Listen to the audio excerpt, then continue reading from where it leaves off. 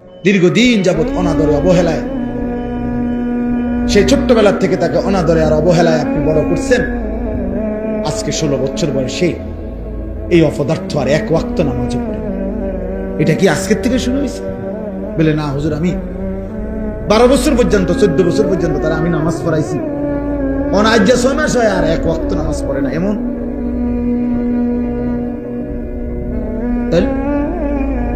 6 বছর বয়সে তো তার ঘাড় এখন যেন মোটামি দেখায়, 6 বছর বয়সে তো তার ঘাড় এত মোটা ছিল না।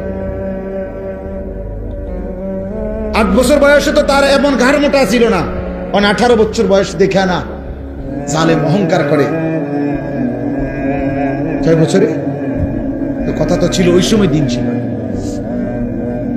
আল্লাহ নবী সাল্লাল্লাহু আলাইহি সাল্লাম তো বলছে 7 বছর বয়সে নামাজ পড়াও, 10 বছর বয়সে নামাজ না পড়লে শাসন করো, আঘাত করো।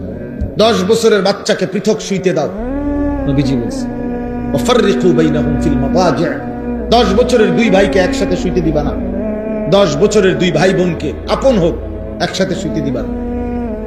পরিষ্কার হাদিস। আজকে বিয়া স্বাস্থ্য ভাই যে এত বোন বাপ সাপ তো ভাই নামান্ডিরে এক লোক তাই দিছে উত্তালা সব রাইতে না কদ্দুর, রাত কদ্দুর এমনি এমনি যাইব গপ করতে করতে। তোরা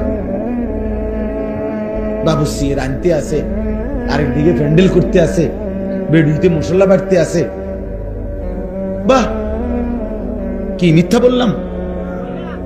এটা দিন, এটা আল্লাহর বিধান।